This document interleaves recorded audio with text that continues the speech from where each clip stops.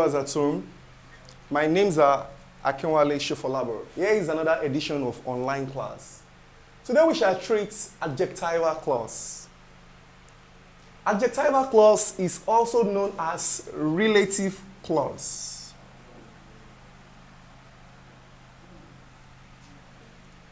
So if you don't call it adjectival clause, you can also call it relative clause.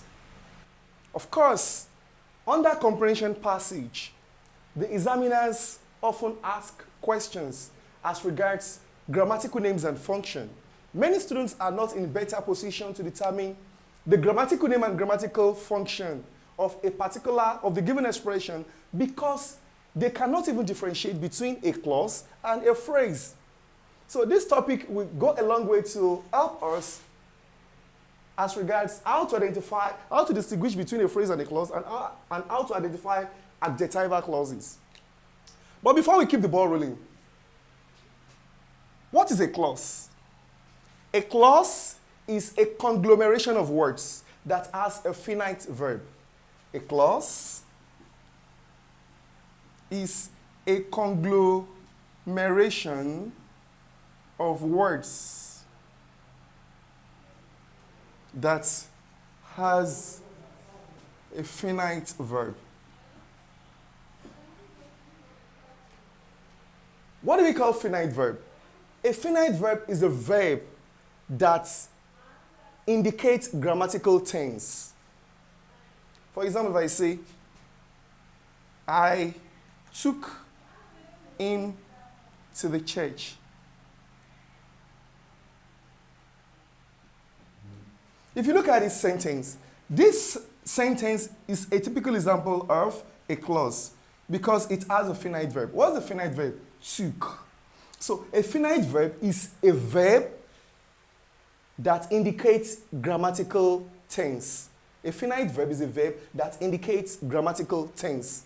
A finite verb also agrees in number with a noun or a pronoun. It agrees in number. Okay, look at this example. As soon as he comes. Of course, this is a clause. It has a finite verb. What's the finite verb? Comes.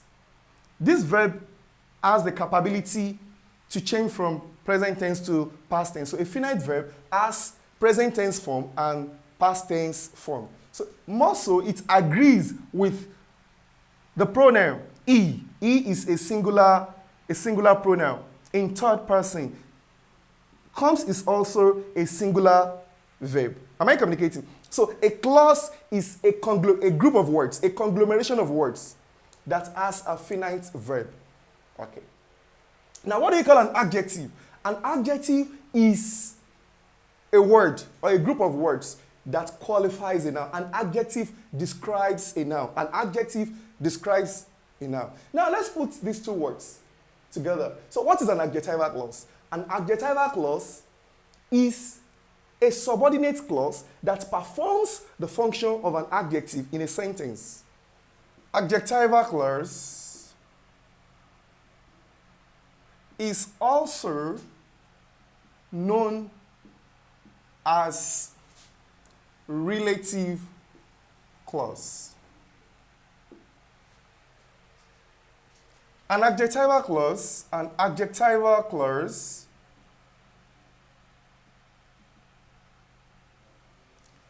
is a subordinate clause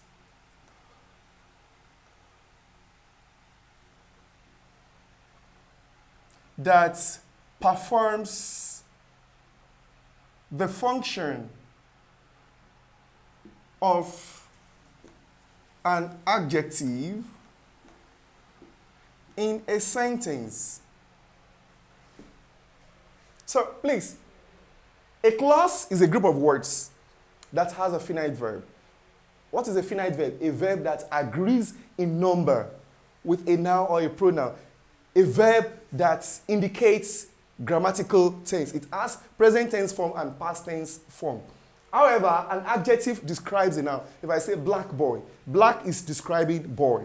So, an adjectival clause is otherwise known as relative clause. It is a group of words. It is a group of words that has a finite verb. which performs the function of an adjective in a sentence. What is the function of an adjective? An adjective qualifies a noun. An adjective describes a noun. Do I seem to be communicating? So an adjectival clause is a subordinate clause that performs the function of an adjective in a sentence.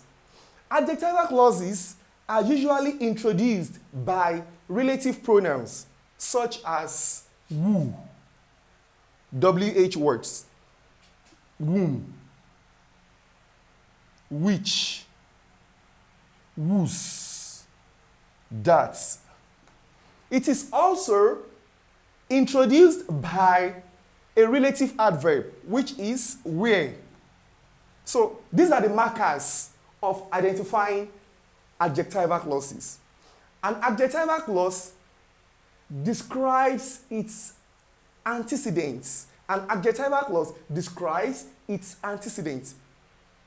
Don't forget, adjectival clauses are usually introduced by markers such as relative pronouns such as who, whom, which, whose, and that. Sometimes adjectival clauses are introduced by relative adverb where. Please take notes. Adjectival clauses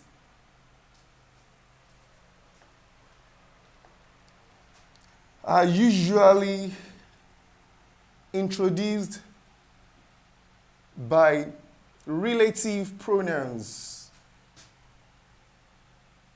such as who, whom, which, whose,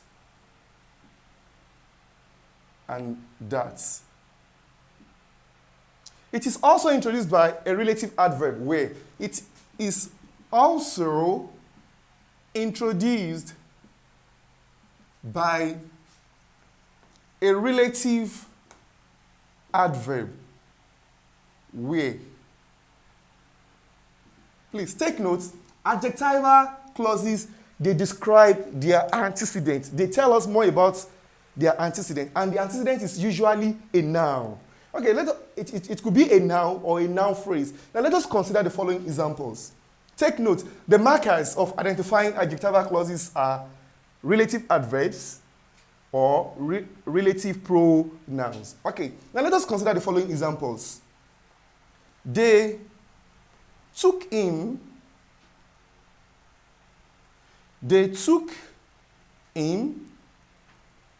to an occult healer who alone knew how to cure lunatic. And the underlying expression is who alone knew how to cure lunatic. And you are asked to determine the grammatical name. The grammatical name and the grammatical function.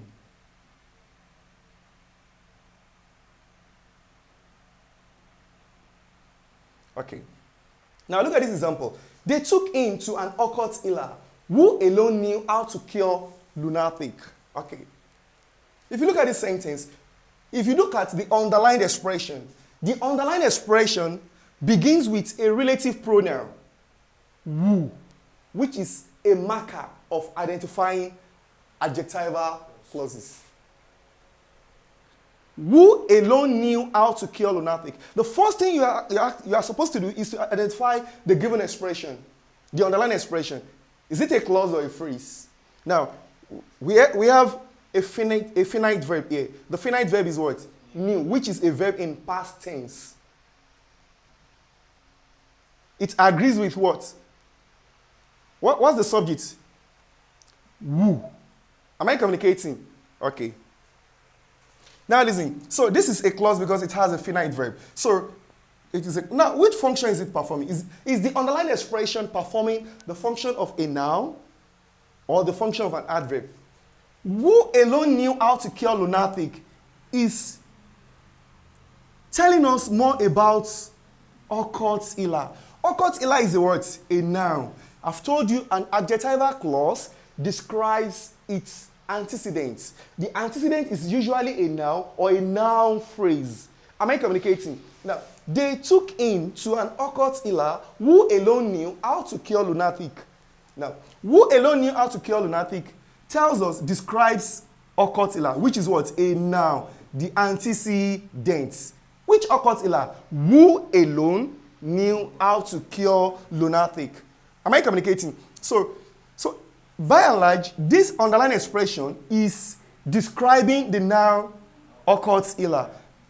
Besides, this underlying expression begins with what? Who, which is a relative pronoun, an indicator, a marker of identifying adjectival clause. So what will be the grammatical name? You call it adjectival clause or relative clause. What is the grammatical function? It qualifies the noun. You know, we have two words, occult healer. So it will be a phrase now. The noun phrase, occult healer. Do I seem to be communicating? Now let us consider another example. He directed a burning look at the poor boy who had no answer to this new battle. The underlying expression is who had no answer to this new battle. Of course, who had no answer to this new battle is a subordinate clause. This underlying expression begins with who, which is a relative pronoun. Am I communicating? So, okay. Who is one of the markers of identifying an adjectival clause. I've told you, adjectival clauses usually begin with relative pronouns or relative adverb. So, who is a relative pronoun? Who had no answer to this new battle. Now, it has a finite verb. What's the finite verb here? Had. Am I communicating? Which is the past tense of what? Has and have. Am I communicating? Okay. So, this verb can change. Now let us look at it. It's in past tense now. Now, if you ask, what's the grammatical name? And the grammatical function.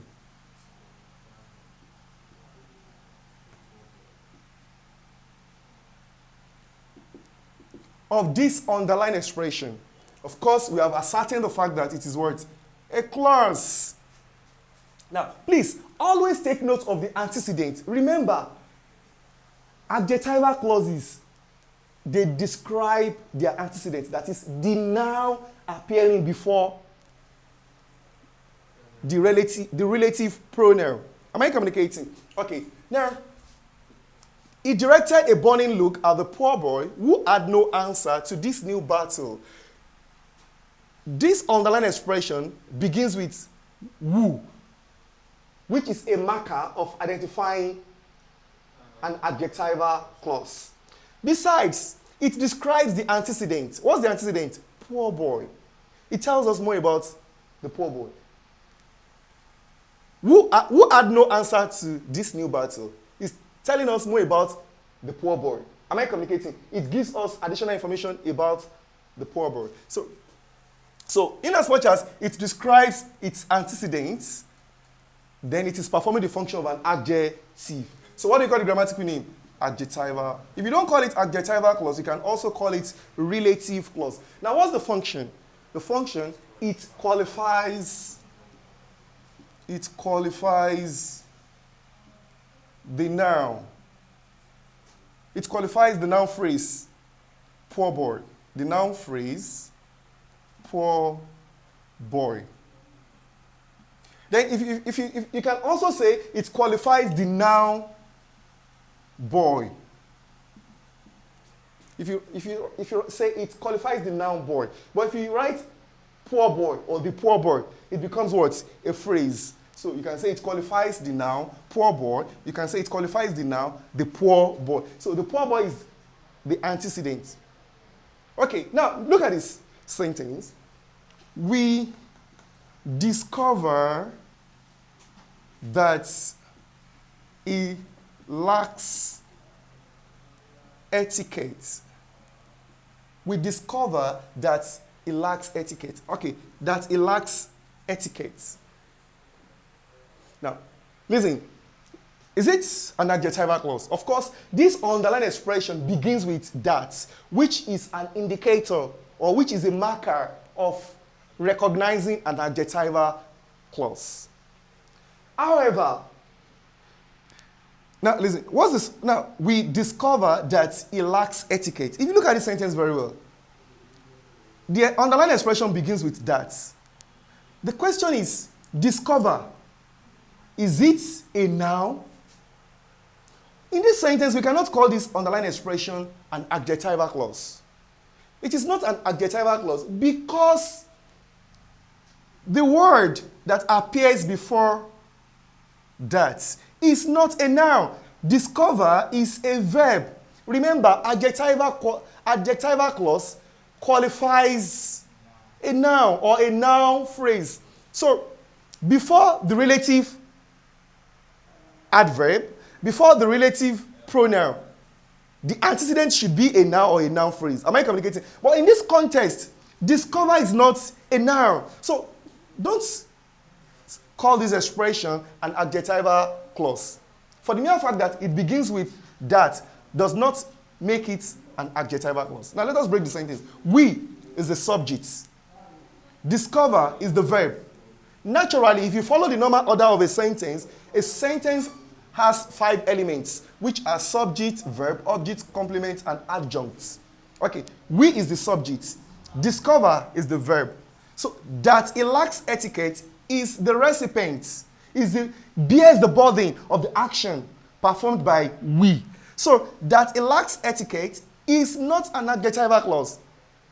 It is the object of the verb discover. Am I communicating? So it bears the burden of the action performed by we. So we is the subject. The verb is what? Discover. The object is what? That it lacks etiquette. So meanwhile, this object has a finite verb. What's the finite verb? Lacks. And it agrees with what? E. So it is a word, a clause. So what do you call the grammatical name? You call it what? Noun clause. Because this underlined expression is performing the function of a noun in this sentence by functioning as recipient of the action performed by we. Do I seem to be communicating? So please take note, watch out. Make sure you know the grammatical class of the word that appears before the relative pronoun. Am I communicating? So please, so let us continue.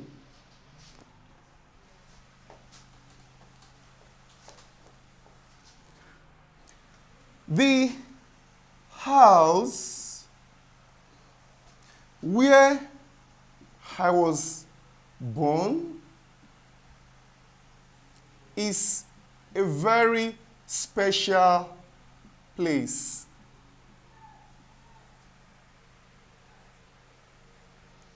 The house where I was born is a very special place. Of course, this is a clause. This underlined expression is a clause because it has a finite verb. What's the finite verb? Was.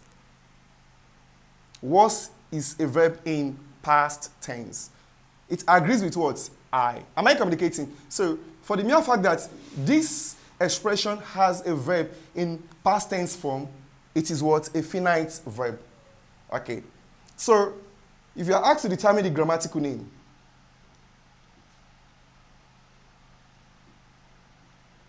grammatical function. Now, the house where I live, of course, we have ascertained that the underlying expression is what?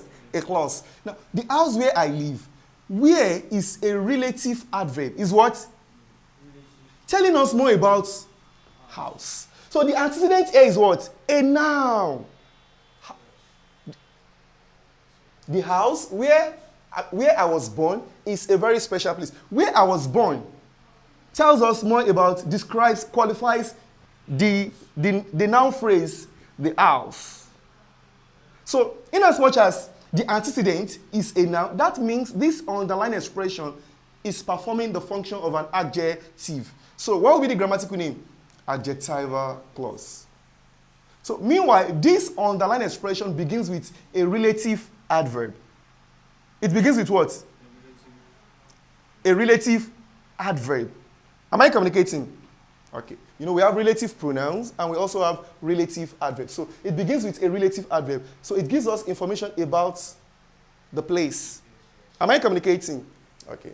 So it describes the noun house. So what will be the grammatical function? It qualifies the noun, you can say it qualifies the noun house, or the noun phrase the house, or it qualifies the noun phrase the house.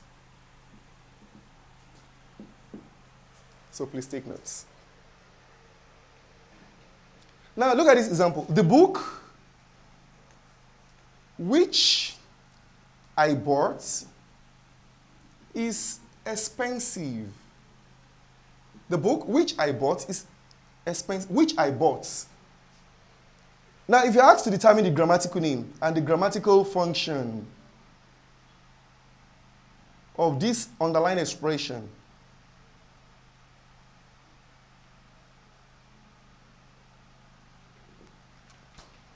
now, the underlying expression, the first thing you have to determine is if the underlying expression is a phrase or a clause. Okay, the underlying expression has the characteristic of a clause because it has a finite verb. And what's the finite verb?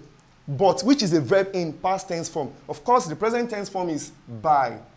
It agrees with a number. It has a subject. Am I communicating? Okay.